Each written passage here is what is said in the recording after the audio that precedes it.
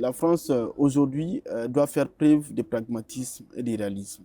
Et en écoutant aussi, parce que c'est aussi ça qui fait une coopération. Vous ne pouvez pas coopérer avec quelqu'un si vous n'écoutez pas ses besoins-là. Et quand vous venez aider Aujourd'hui, quel quelqu'un, est le besoin le, affiché par le les besoin pays? affiché, c'est la souveraineté, le respect de la souveraineté. C'est ce qu'on entend dans les différents États. Et la France doit accepter ce message-là.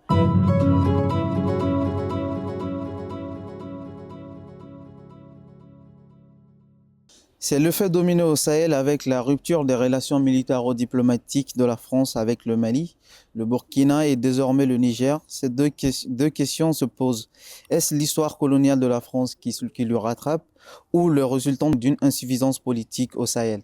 Avec moi pour décrypter ce climat diplomatique de la France après son départ du Niger, M. Sidibé Brahima, doctorant en analyse de discours politique et consultant chez RP Média. M. Sidibé, bonsoir. Bonsoir, M. Tamega. Alors, un mot, un adjectif qui qualifierait la situation de la France au Sahel. Selon vous, qu'est-ce qui a animé, envenimé la situation au point d'en arriver à cette conclusion aujourd'hui? Alors, je pense que ça va être un peu compliqué de définir tout cela en un seul mot, en un seul adjectif. D'accord. Parce que vous savez, c'est une situation qui est assez complexe. Alors, pour faire un peu l'historique de la présence militaire française dans les Sahel, on va dire que ça a commencé en janvier 2013 avec l'opération Serval, devenue par la suite l'opération Barkhane. Maintenant, pour répondre à votre question, comment on en est arrivé là, je pense que c'est lié surtout à des raisons politiques et géopolitiques. Je m'explique. À des raisons politiques parce que en 2020, nous avons assisté à des renversements des pouvoirs, notamment au Mali, en août 2020. Et ce coup d'État a en quelque sorte changé la donne. Parce que jusque-là, les autorités d'alors, sous les régimes du président Ibrahim Boubacar Keïta, s'entendaient plus ou moins avec les autorités françaises.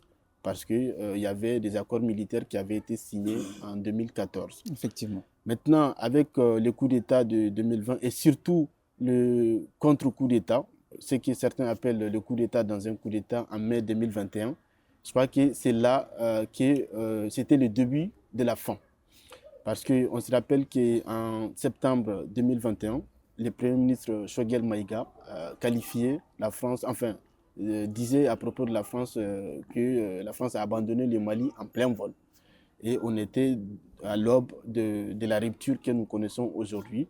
Et de fil en aiguille, la tension est montée d'un cran et l'opinion publique malienne s'est alignée derrière les autorités de transition. Et désormais, il y avait un désaccord probant vis-à-vis de la présence militaire française au Mali. Et donc, on peut dire que la France a été poussée en quelque sorte vers la sortie. Et l'épilogue de ces bras de fer diplomatico-médiatiques est arrivé avec le départ de Barkhane.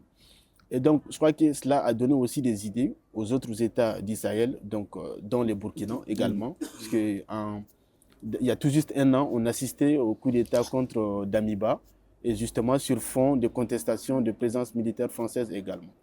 Et tout récemment, avec le coup d'État au Niger, je pense que c'est le même scénario. C'est-à-dire que Qui quand se on fait un répète. coup d'État, je crois que c'est aussi une façon pour les autorités de transition dans ces différents pays de se légitimer. Parce que ces autorités savent que la présence militaire française est assez contestée dans l'opinion publique dans les différents États dans le Sahel.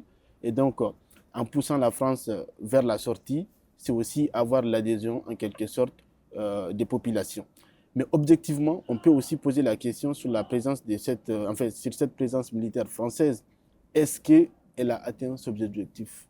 Je pense que c'est une question qui mérite d'être posée quand on sait que l'hydre terroriste continue à faire des dégâts dans nos États. D'accord. Le président Macron, il disait tantôt, on ne quittera pas le Niger. Donc aujourd'hui, cette ligne rouge a été franchie. Est-ce que selon vous, c'est une victoire pour les autorités nouvellement en place au Niger et la population nigérienne?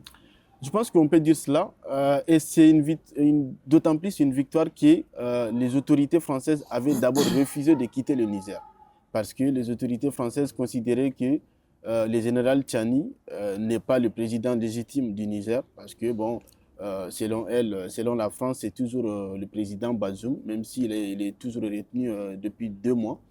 Et donc, en refusant de quitter le Niger dans un premier temps, et finalement en cédant, donc en quittant, en prenant la décision de quitter, je pense que justement, ça donne un sentiment de victoire aux autorités de transition au Niger et aussi plus à la population nigérienne. C'est-à-dire que si la France avait quitté sans faire de bruit, à la première demande des autorités nigériennes, cela n'aurait pas l'effet qu'on a aujourd'hui. Mais le fait d'avoir refusé dans un premier temps et finalement de céder, justement, ça nourrit le sentiment de victoire vis-à-vis de ce que les autorités nigériennes considèrent comme l'impérialisme français. D'accord. Beaucoup voyaient cette présence de la France au Sahel comme une nouvelle forme de néocolonialisme. Selon vous, est-ce qu'une renégociation des accords militaro-diplomatiques de la France avec ces États du Sahel aurait pouvoir changer la donne? En fait, vous savez, les relations diplomatiques ou les relations internationales ont ceci de particulier qu'elles ne sont jamais statiques. C'est-à-dire qu'elles changent en fonction des contextes politiques et géopolitiques. Donc, effectivement, une négociation est tout à fait possible, mais cela dépend de la nature justement des relations qui existeraient désormais entre la France et ses différents États. Et je crois qu'il est désormais temps de reconsidérer la coopération française vis-à-vis de l'Afrique dans toutes ses dimensions, pas uniquement dans les dimensions sécuritaires ou militaires, mais dans toutes ses dimensions. Parce qu'aujourd'hui, le constat il est probant. L'opinion publique africaine n'est pas prête à accepter ce qui se passait avant, Zadi. Et donc aujourd'hui, je pense qu'il faut faire preuve d'un certain pragmatisme, d'un certain réalisme des autorités françaises et de regarder la réalité en face. Et je crois que d'une certaine manière, le président Macron a mis fin à la France-Afrique, mais peut-être pas de la manière dont il le voulait. C'est-à-dire qu'il a toujours clamé la fin de la France-Afrique tout en essayant justement de continuer avec les mêmes systèmes. Mais je crois que de par ses agissements, il aura conduit à mettre fin d'une manière ou d'une autre à cette France-Afrique. Parce que, pourquoi je dis cela? Parce que je crois que même les autorités qui viendront après ces différentes transitions dans les différents pays, je crois qu'elles sont obligées, ces futures autorités, de prendre en compte l'opinion publique parce qu'il y va tout simplement de la survie de leur pouvoir. On voit que pendant ce temps, il y a le Niger qui abrite la plus grande base des États-Unis. Est-ce cela est la résultante d'une politique de Washington qui est bien meilleure que celle de l'Élysée ou une manque de logique dans la conduite de politique des États du Sahel? Alors, effectivement, tout comme la France, les États-Unis sont aussi impliqués au Niger, mais je crois qu'il y a une différence de méthode entre la France et les États-Unis. Je m'explique. Quand vous constatez la présence militaire américaine, elle se fait sans bruit. C'est-à-dire qu'à peine on a l'impression qu'il y a des soldats américains au Niger ou dans d'autres pays africains. Mais avec la France, ce n'est pas le cas. C'est des opérations militaires qui sont assez médiatisées et qui sont parfois trop vendues, à mon avis. Et quand c'est trop vendu, justement, l'opinion publique attend beaucoup plus de la France. Et quand elle constate que les résultats escomptés ne sont pas au rendez-vous, justement, c'est ce qui augmente les frustrations. Donc, je crois que la France gagnerait à réduire, enfin, à rester beaucoup plus sobre dans sa présence militaire en Afrique. De un, il y va de l'efficacité même des opérations militaires. Parce que bon, ce n'est pas pour rien qu'on appelle l'armée la grande muette. Je crois que les armées les plus efficaces sont celles qui opèrent dans la sobriété. Okay. Et donc, je crois que la France gagnerait justement à changer de méthode, à ne pas trop se mettre en avant et désormais à se mettre en filigrane. Et d'ailleurs, cela m'amène, il y a une émission à l'école qu'on avait réalisée sur ce même plateau de RP Média l'année dernière, suite à la visite du président Macron au Cameroun et dans certains pays de l'Afrique de l'Est. Il avait annoncé cela, que désormais la France n'allait pas se mettre en avant, mais qu'elle allait être en filigrane aux armées. Mais je crois que ça n'a pas été le cas dans le fait là.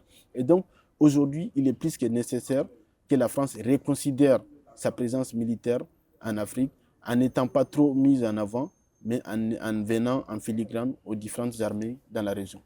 D'accord. Monsieur Macron a affirmé lors de sa récente sortie sur la situation de la France avec le Niger en disant que, en justifiant le retrait de ses troupes, d'abandon de la lutte contre le terrorisme par la volonté et par les autorités nouvellement en place du Niger. Est-ce réellement et très exactement la volonté affichée par les dirigeants au pouvoir aujourd'hui à Niamey? Alors, en tout cas, officiellement, ce n'est pas le cas. Et je ne crois pas non plus que les autorités nigériennes ont intérêt justement à annoncer cela. Mais je crois que c'est aussi cette sortie du président Macron s'adresse plus à l'opinion publique française. Parce qu'on l'avait dit en début d'émission, il avait refusé dans un premier temps de rappeler son ambassadeur et de retirer ses troupes.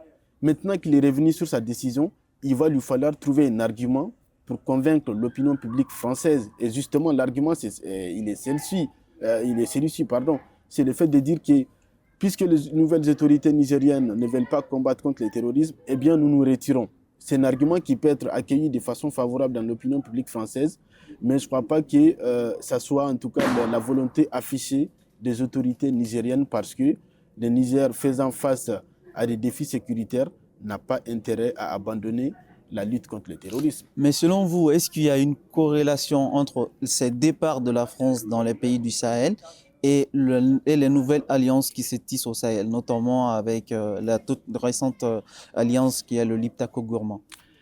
Non, je ne crois pas qu'il y a En tout cas, il n'y a pas de corrélation directe à mon avis, parce que l'alliance des États du Sahel à laquelle vous faites allusion, je crois qu'elle a été créée plutôt pour des régions régionales, c'est-à-dire que dans la sous-région ouest africaine. Parce que quand vous lisez bien la charte, il est indiqué clairement, notamment dans l'article 6 de cette charte du Liptako-Gourmand, un soutien mutuel des différents États, c'est-à-dire du Mali, du Burkina et du Niger, vis-à-vis d'une éventuelle intervention militaire, et sachant que le Niger est sous menace justement de la CEDEAO, je crois que cette alliance elle est plutôt une façon de se protéger contre des éventuelles interventions militaires qui viendraient des organisations régionales.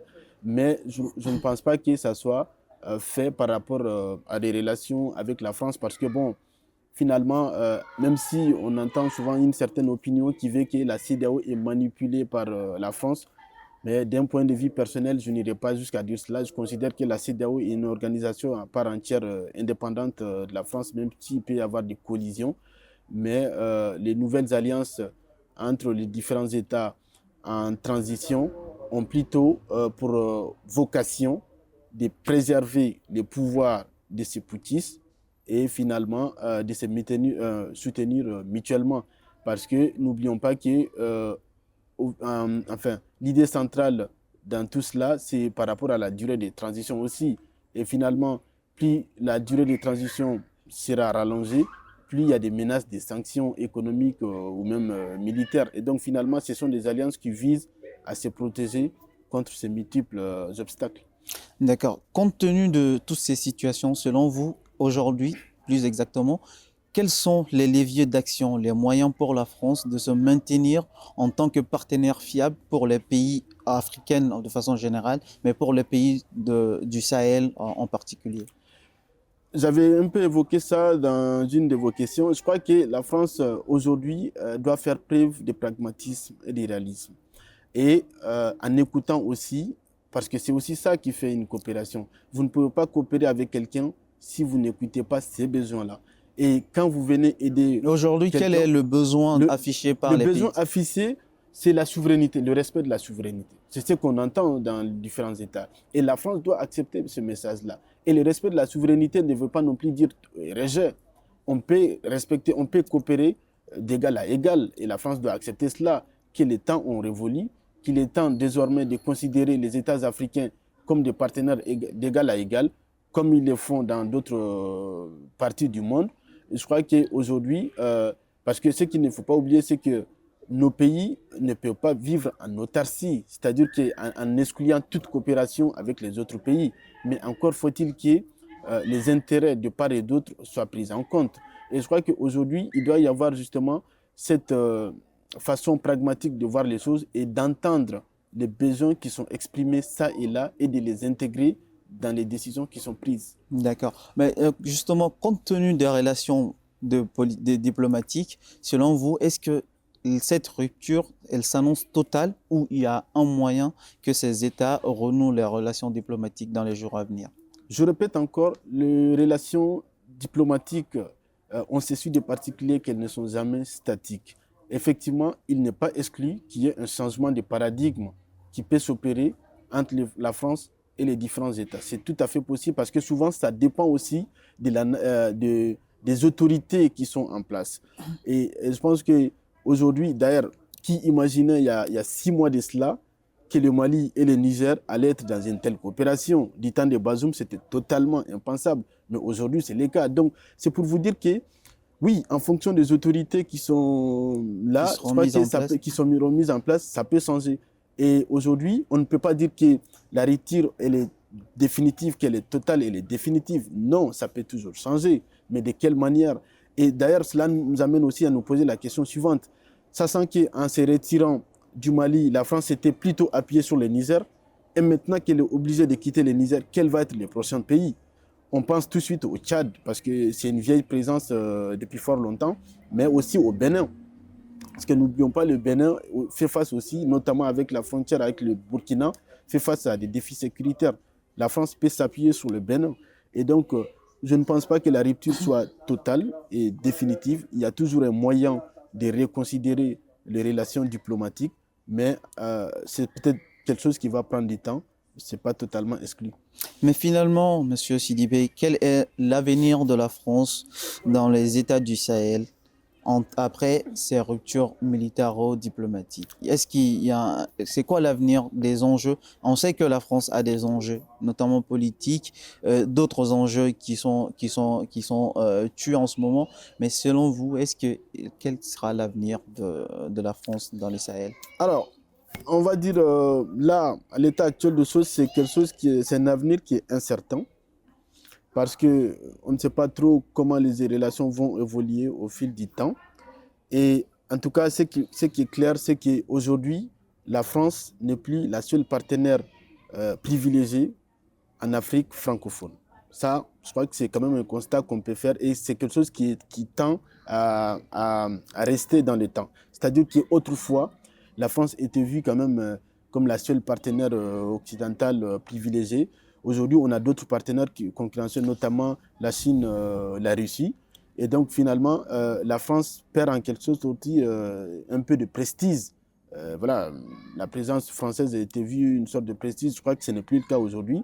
Et d'ailleurs, on voit bien que cela touche des secteurs qui vont au-delà du domaine politique. Aujourd'hui, on parle de suspension de délivrance des visas entre la France et le Burkina, le Niger et le Mali, sachant que cette suspension de délivrance touche aussi des secteurs tels que l'éducation, l'enseignement, la culture, tout ça. Notamment donc, avec ce refus de visa pour les artistes et notamment les étudiants, vous qui a été un représentant des étudiants, comment voyez-vous cette situation finalement? Je pense que c'est un pas qui a été franchi, parce que jusque-là, c'est quand même des décisions qui restaient au plus haut niveau, au niveau diplomatique et politique. Mais aujourd'hui, on voit bien que ce sont des citoyens qui sont touchés directement. Et cela, je ne pense pas que ça puisse améliorer l'image de la France en Afrique. Et d'ailleurs, dans tout cela, ce qu'on avait quand même réussi à préserver, c'était l'unité entre le peuple. Parce que autant il peut y avoir des problèmes entre les autorités françaises et maliennes, autant entre le peuple français et le peuple malien, il n'y a pas de problème. Mais avec des décisions qui sont prises ça et là, malheureusement, ça risque d'impacter négativement la nature des relations entre les citoyens. Et ça, je pense que c'est quelque chose qui a évité. Merci, M. Sidibé, d'avoir répondu à nos questions et de nous fournir des réponses claires sur ces sujets. Merci beaucoup. À la prochaine. Avec plaisir.